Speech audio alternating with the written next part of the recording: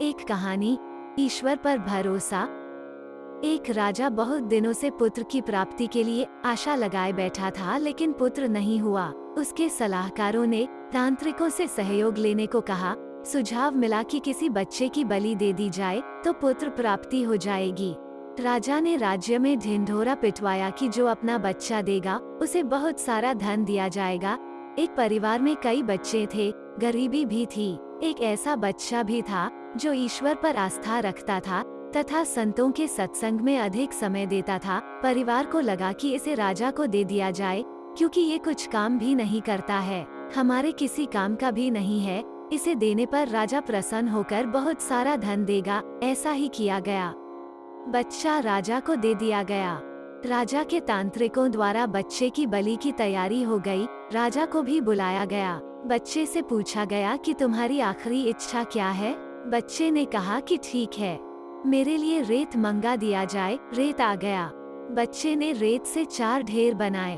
एक एक करके 3 रेत के ढेरों को तोड़ दिया और चौथे के सामने हाथ जोड़कर बैठ गया। उसने कहा कि अब जो करना है करें। यह सब देखकर तांत्रिक डर गए। उन्होंने पूछा कि ये तुमने क्या किया है, पहले यह बताओ।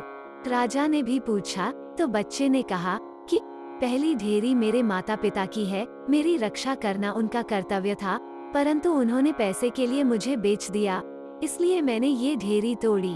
दूसरी मेरे सगे संबंधियों की थी, उन्होंने भी मेरे माता पिता को नहीं समझाया।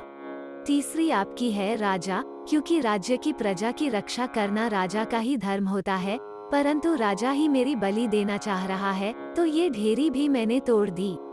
अब सिर्फ अपने सद्गुरु और ईश्वर पर ही मुझे भरोसा है, इसलिए यह एक ढेरी मैंने छोड़ दी है।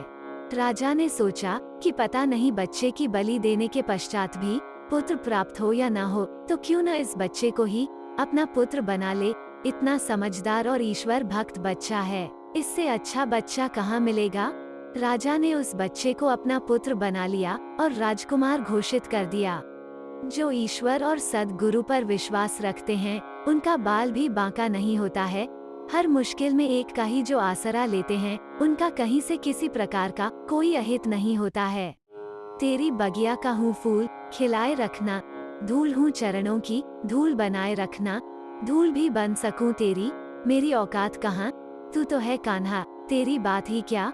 जैसा हूँ तेरा हूँ, बस अपना बनाए रखना। धूल हूँ चरणों की, बस धूल बनाए रखना। जय श्री कृष्णा।